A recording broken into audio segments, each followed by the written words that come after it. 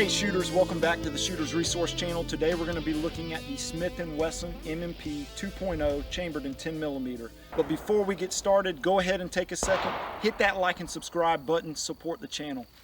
Alright shooters, first I'm going to get warmed up with a couple just practice drills. Let's see how the 10mm handles.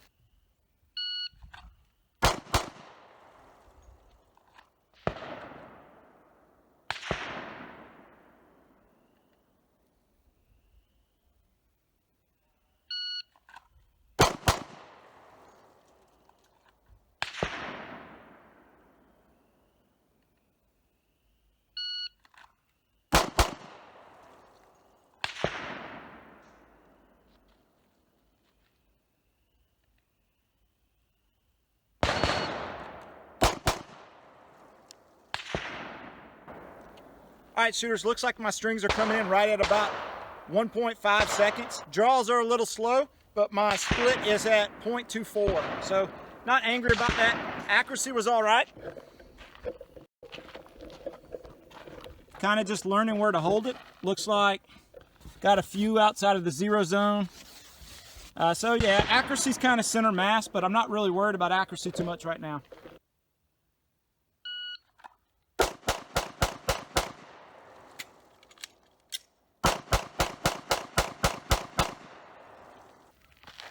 Alright shooters, I just wanted to run through some rounds and just see what my split times are on here. Figure out kind of the cadence of the gun when I'm shooting rapid strings of fire. And it looks like just on average my splits are right around 0.26. The gun, you know, being 10mm takes a little longer to get back into battery. So let's see what happens when I try to run a couple other different strings.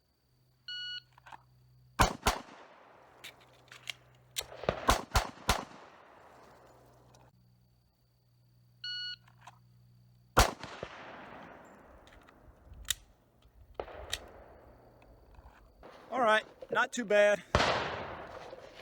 So all of those shots were in my zero zone, and my headshot was a perfect headshot. So pretty pleased with that. That headshot was in about 1.5 seconds. So it normally takes a little while longer to, you know, line up a shot on a smaller target like that. So pretty pleased with that, just about dead center.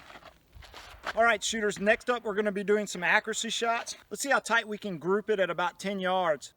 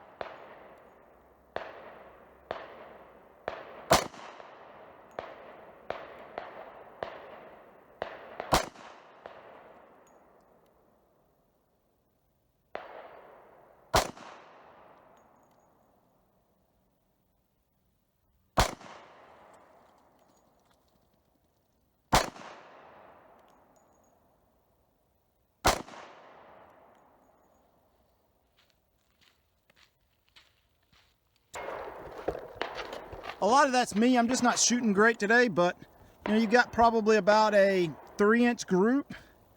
Obviously a couple of these were probably dropped by me. The core group is about 2 inches. If you take these two shots out. And so I'm pretty pleased with that.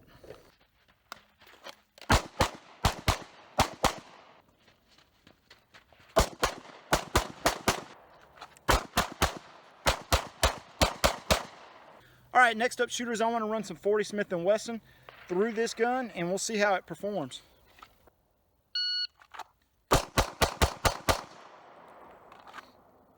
Alright, not too bad. That was a build drill in 2.3 seconds. I was pretty pleased with that.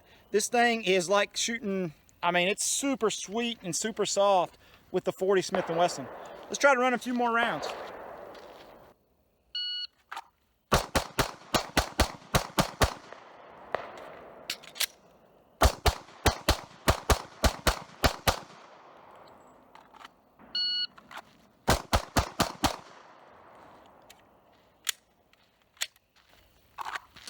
Oh yeah, that is a really nice gun to shoot in 40 Smith and Wesson.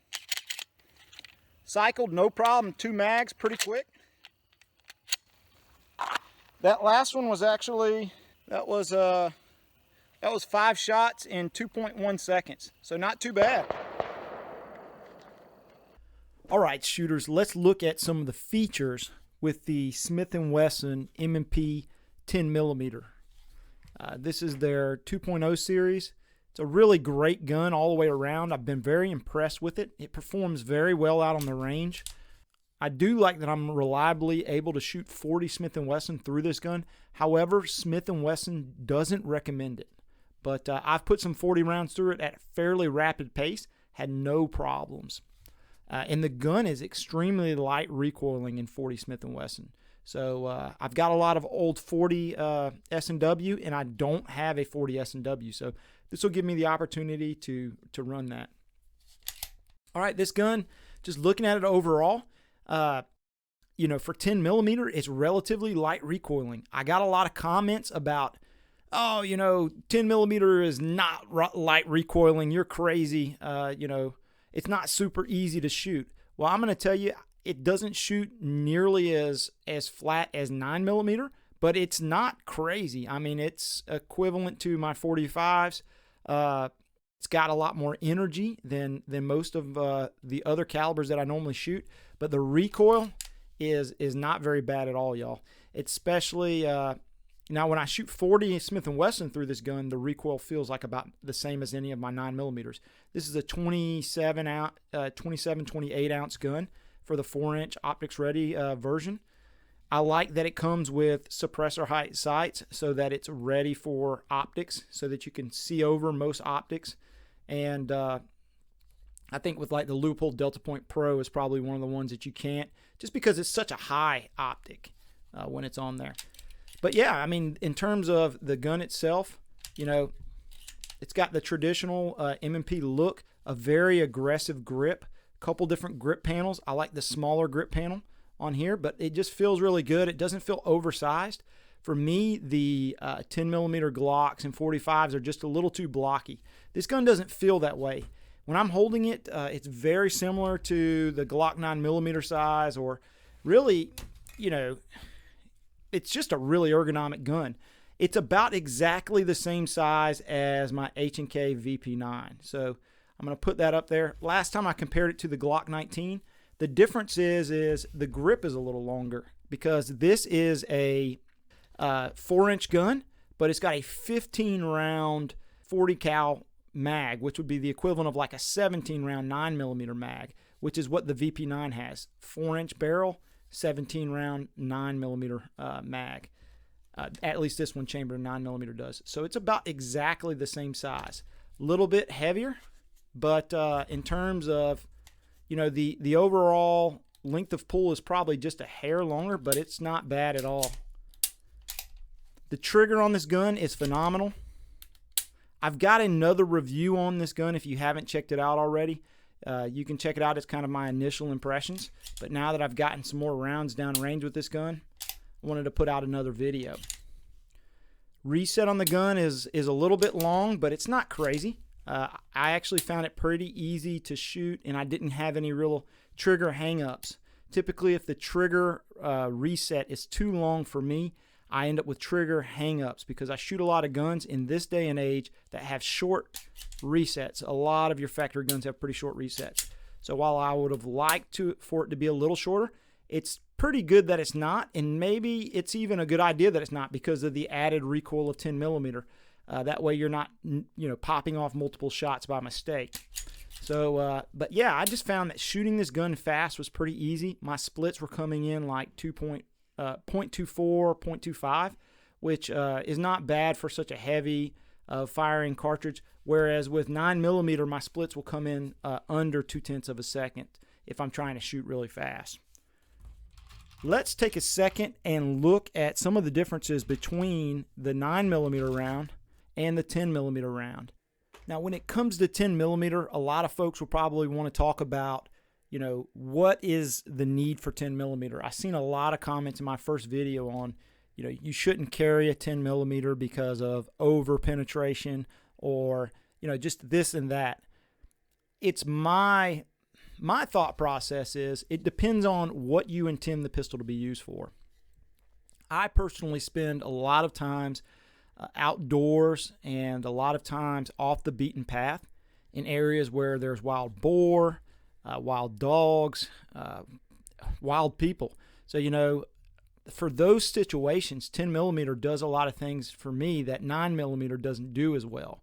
Now, this is still a pistol caliber, so it's not a end-all be-all in terms of knockdown power or, you know, the perfect cartridge for taking out aggressive animals, but it's a lot better than my 9 millimeter. And some people say, oh, well, you know, modern ammunition performs just as well in the smaller cartridges as it does in these larger cartridges like 10 mil, or 45's just as good as 10 mil.